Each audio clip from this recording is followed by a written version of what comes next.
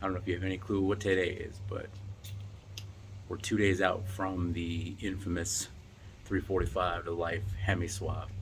Um, Not really a swap, more of a getting a new motor, replacement motor. Because obviously, if you've been following along on social media or on YouTube, this thing took a dump a while ago. So it's been running on 7 cylinders. So we are at that point where we are getting ready to go drop the car off. Since I work on Thursday, and I'm not going to be able to take the car in and make sure it's getting worked on. We're going to go ahead and drop it off today. So we are going on a little trip.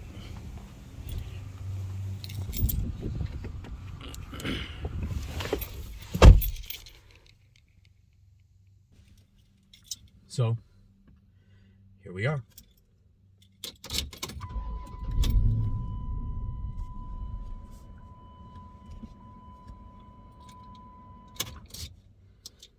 Good timing.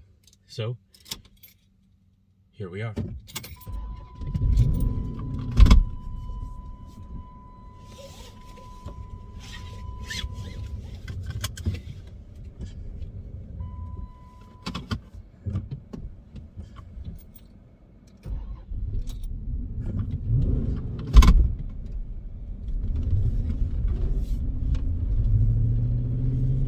See why we need to get the motor replaced? Jesus. It's actually 2 attempts to get her started and stay running. Every day that goes by, this thing limps worse and worse and worse. So we are thankful that we're getting this knocked out. So it's a long time coming. You know, this thing probably spent the better part of 2 years at my dad's house, hanging out in the driveway, not getting driven, through no fault of his own. You know, it just, you know, age and health catches up to you, and kind of are where you are. So he took care of this thing really, really well when he was able. This thing was his baby. This thing was his second love, if you will. So this is something that most people aren't going to understand. You know, the Magnum. It's not my, you know, my first choice. It's not my ideal car. You know what I'm saying? When this thing came out in 2005, my mom was actually looking for a new car. You know, at the time, my dad was driving a Dodge Intrepid. He was driving an Intrepid, and my mom, I think she was driving a Stratus, I believe, at the time. It was a 2004 Gold Dodge Stratus, and V6, nothing special, nothing amazing, but you know, it was time, and we were getting ready to move here from Virginia to the current state that I live in now. I'm sure it's not even worth getting too crazy with it. You know, we live down here in Florida. I know you saw Brian's tag when we were doing the car video the other day.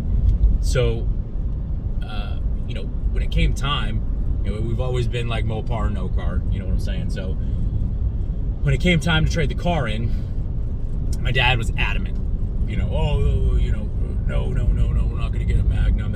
It's a station wagon. It's ugly. You know, we all thought it was ugly. We all thought it was hideous, except my mom. My mom was in love with this car. And you know, being at the time, I was probably about that 18, 19-year-old range, and you know, Dodge Chargers and Challengers and everything, all, you know, the GTX and all the muscle cars and the Vipers, station wagon, no, a Magnum, no. So, in typical fashion, my dad said no, and his wife was like, "But I want it." So, you know, in typical fashion, just like I do with my wife, he caved, and he's like, "All right, we'll compromise. You know, you get your Magnum as long as we do it with a Hemi in it."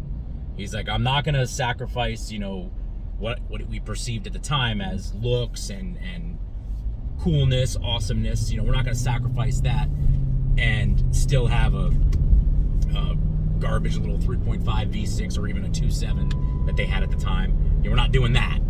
We're gonna end up with, you know, a Hemi. We're gonna do the Hemi." No, and my mom was like, "All right, cool, compromise. We'll do the Hemi." Well, either my dad is crafty as hell, or he's an accidental genius. I don't know. But we got the car. They got the car. My mom drove it around a little bit. Ended up hating it. And the only reason she hated it was because the Hemi terrified her. Mom gets a little skittish behind the wheel, especially like if she's a passenger. If you're riding a car with her and she's the passenger, she does the old every 5 seconds when somebody's like coming over. Or anyway, so you get her in this Hemi, which at the time was a fairly high horsepower car. Definitely not something she was accustomed to. And she just didn't like it. You know, she eased on the gas and it would take off. She loved the car, hated the Hemi because it scared her. So my dad graciously was like, "Oh no, you twisted my arm. Oh yeah, I'll take the Hemi. It's fine. You know, you can take the 3.5 liter, 250 horsepower Intrepid. Oh yeah. So, needless to say, they exchanged cars. You know, I mean, they're married. They both own them. They both own both cars. I mean, but you know, one's his, one's hers. That they daily drive, and they swapped cars, and that was a wrap. You know, my dad decided this was like the greatest decision of his life because you know he's an old Mopar head. You know, he had a 71 Plymouth Barracuda. I don't believe that had a Hemi in it though. I think it was a 440 if I'm not mistaken from listening to him tell the same story incessantly. But I can't say much. I do the same thing. So, you know, he's had some muscle cars. My grandmother had a 426 Plymouth Satellite back in the day that he used to drive around town in, and my grandma used to smoke fools with her 426 Satellite. So, big long history of Mopar fans in the family, and he hasn't had, you know, as we hit the 80s and stuff like that, and you know, you had the K cars. The K cars were absolute garbage. The K cars are one of those silly things that, like, it almost killed Chrysler, but at the same time, it's the thing that limped them through the 80s and kept them going until, you know, the 90s could start a little bit of the upswing that they had. So, on my little side tangent, I'm kind of just giving you guys a little bit of background. I know I showed you guys in the first episode, I showed you around the Magnum. We tested whether or not I could do a burnout in the second episode. And we went off course of the Magnum a little bit to start our, you know, our showcasing and our car review section for episode 3 and 4. So now that we're actually getting the motor fixed, I kind of just wanted to give you a little background, you know. And as time went along, I finally hit that age where my dad let me drive the Hemi, you know. And it was right before I turned 20, I believe, like late 19-year-old, and he let me drive it, and he actually let me drive it without him in the car, and he let me go take it to my friend's house because his dad is a big fan of performance cars and stuff like that, and he's you know, foreign cars, mostly German and European and stuff like that, and he was blown away by how quick this car was. Again, by today's standards, this 340 horsepower Hemi isn't nothing by today's standards stock, but you know, back then, you know, in the mid 2000s, we were just coming back from the horsepower drought in the 80s and the 90s, and really just starting to build the muscle car horsepower wars back up. So he was blown away by how quick this thing was, and this thing just it chipped away at me. You know, this Magnum chipped away. This Magnum chipped away at me and poked and prodded at me until sorry, stand by, ambulance. So this Magnum just chipped away at me. It's almost like that that person that's got a crush on you and you don't like them, and then they hang out with you and they befriend you, and then you start seeing them for who they are, and they start growing on you until the point that you fall in love with them and you start going out with them and dating them and stuff. That's kind of what happened here with me with the Magnum. I mean, I thought it was the ugliest piece of crap I'd ever seen, and now, and especially as I get older, you know, I'm in my mid 30s now, and as I'm older now, different things appeal to me, you know, and this thing just grew on me and latched on and wouldn't let go, and you know, now it's become so much more now, you know, with my dad getting sick. And he's not sick like cancer or anything crazy like that, but deteriorating, body giving up and stuff like that. He's still alive. He's still doing okay. You know, he's seeking medical help for everything that's ailing him. But wear downs of aging, and it's just become so much more for me. And I know a lot of people can't understand that. A lot of non-car people don't get that.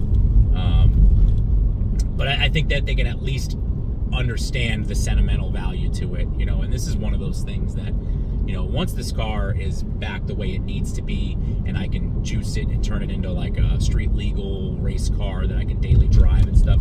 I mean, this is a car that, regardless of how collector the Magnums may or may not become one day, because they had such a limited run, this is a car that I just couldn't foresee myself selling, even if I blew up one day and had 20 million followers and was able to buy hypercars and stuff. This thing would always have a reserved spot in my garage, man, because eventually this is, and hopefully that's further down the line, way further down the line, but this is going to be one of the last things that I have left of my dad. And we have not always gotten along. We have not always seen eye to eye. We actually don't see eye to eye on a lot of things. But the main things we see eye to eye on are, core beliefs, what makes you a man and a good person and stuff like that. But we don't agree on a lot. We had a very rocky relationship when we lived together. I was not a big fan of his, and moving out was probably the best thing that ever happened for our relationship. We definitely did much better apart than together. I mean, we still visited and stuff like that, but not seeing each other every day went a long way. But that doesn't change things. You love your family and you love your parents and stuff. Even, and not that he mistreated me, but a lot of people, they have abusive family members, emotionally abusive and stuff, and they still love them. You don't stop loving them just because you guys don't see eye to eye on things. So, and as time passes and I grow older and life gets different. Life gets rougher. Life hits different. You have kids. You see things differently. And being in a situation where, I know I'm going on a long emotional rant that, maybe no one cares about. But my grandmother left the state of Florida and went to go live with other family members as she was declining in age, a lot similar to what my dad's doing. And she ended up passing away in another state, and unfortunately it was in a time frame where my financial situation was not the best, and things were rocky with work. Not rocky, but say things are always tough at my job. They're always, balls to the wall, always going crazy, and you might not always have the time, and my wife's health and stuff, and everything kind of piles up. And the one thing that I have a regret of is never being able to go up there and be there for her funeral and stuff like that. And it was rough, and that was a big trigger thing for me to start seeing my relationship with my dad differently.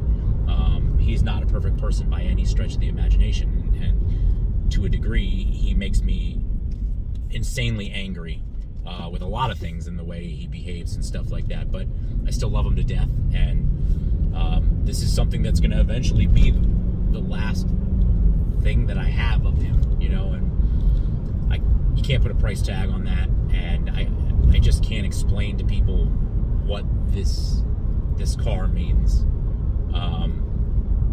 It's tough. It's a tough thing to go through, and I don't wish it on anybody, but that's part of the reason why people turn on the channel and they're like, Magnum, like, who the hell wants a station wagon? Why a station wagon? Why a small Hemi? Why didn't you beef up and put in the 6.1? Why didn't you get a 392? Why didn't you put a Hellcat in it since the motor's shot anyway? Well, first off, dinero. That's the number one thing. But second, I've almost seen it as like a personal goal for myself to keep this thing in its base form, the 5.7 Hemi, and then see what this thing can do. Because my dad was always one of those car guys, driver mod was the most important thing. But he was also a big supporter of, you can make anything fast. You can make anything badass. If you're badass, you can make anything badass.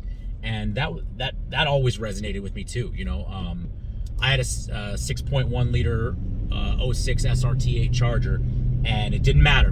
Didn't matter that car would smoke this car. My dad always talked shit. He was always running his mouth about how awesome his Magnum was. And, you know, to a degree, you got to have that level of confidence. And I think that swagger and that arrogant level of confidence is kind of what I'm going for with this car, is see what this Magnum can do, see what this 5.7 can do, see how badass this car can be, that dark horse underdog nobody likes. You know, because you go around TikTok and YouTube and all that, and everybody's always dogging on the Magnum.